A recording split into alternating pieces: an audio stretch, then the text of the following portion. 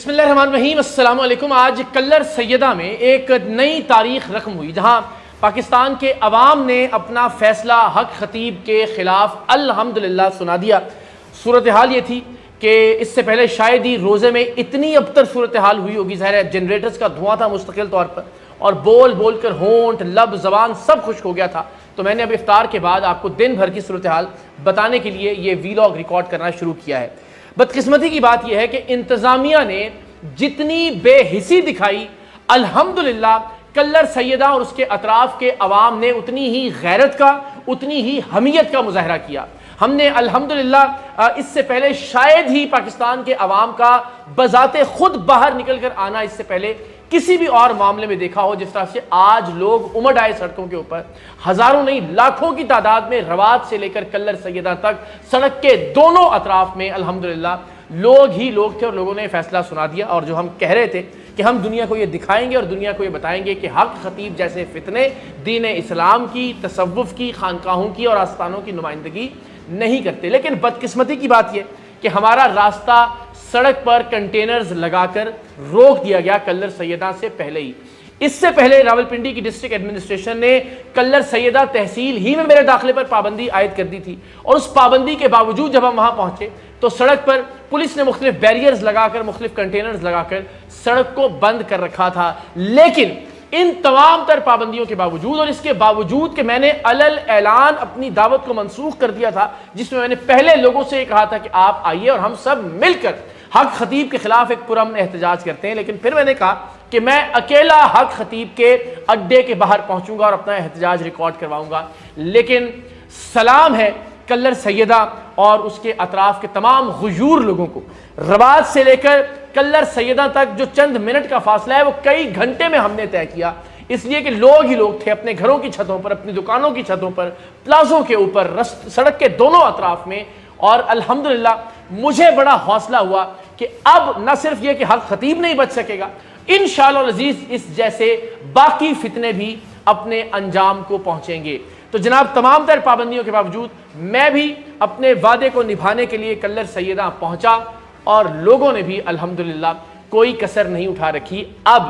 آج ہم نے کلر سیدہ کے غیور عوام کے درمیان یہ عہد کیا ہے کہ اب اس مہم کو ہم پاکستان کی گلی گلی تک پہنچائیں گے، پاکستان کے کوچے کوچے میں، پاکستان کے قصبوں میں، پاکستان کے شہروں میں، پاکستان کے دیہاتوں میں پہنچائیں گے۔ لوگ یہ کہتے ہیں کہ یہ معاملہ جلد ختم ہو جانا چاہیے تھا، آپ کو ایک پروگرام کرنا چاہیے تھا۔ میں یہ کہتا ہوں کہ اللہ کی مہربانی سے یہ معاملہ جتنا طول پکڑ رہا ہے، اس ملک کا بچہ بچہ حق خطیب کے خلاف میمز بنا رہا ہے، اس ملک کا بچہ بچہ حق خطیب کے خلاف ویڈیوز بنا رہا ہے، اس ملک کے بچے بچے کے ذہن میں حق خطیب فتنے کے خلاف شعور پیدا ہو رہا ہے، اور الحمدللہ اب یہ ایک پوری تحریک بن گئی ہے، اور اس کا خاتمہ حق خطیب کی گرفتاری اور اس کے قانونی انجام تک پہنچنے پر ہوگا۔ تو آج کلر سیدہ سے یہ عہد کر کے میں واپس لوٹا ہوں کہ انشاءاللہ اب میں رمضان المبارک کے بعد پاکستان کی ہر بار میں جاؤں گا، پاکستان کی ہر یونیورسٹی میں جاؤں گا، پاکستان کے ہر شہر میں جاؤں گا، اور پاکستان کے لوگوں کو منظم کروں گا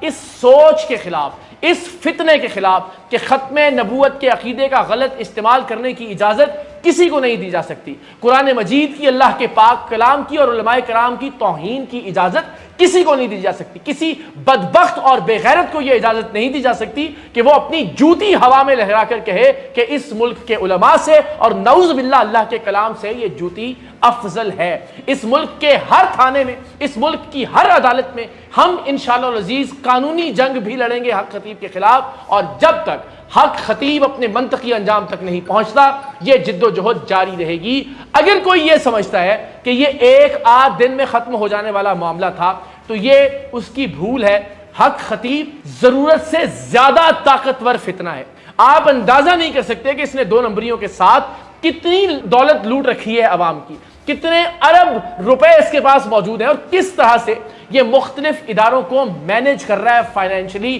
کون کون اس کے ساتھ ہے، اور یہ کتنا بڑا بت ہے، اور اس بت کو گرانے کے لیے ہم سب کو اکٹھا ہونا ہوگا۔ آج الحمدللہ پروردگار دو عالم نے فتح کلر سیدہ کے عوام کے ماتھے پر تحریر کی ہے، اور انشاءاللہ العزیز پاکستان کے عوام بھی اس تاریخی فتنے کے خلاف تاریخی فتح حاصل کریں گے انشاءاللہ العزیز۔ ہم رمضان المبارک میں بھی اس کے خلاف ثبوت منظر عام پر لے کر آتے رہیں گے، قانونی کارروائی میں جو پیش رفت ہوگی وہ آپ سے شیئر کرتے رہیں گے، اور رمضان المبارک کے بعد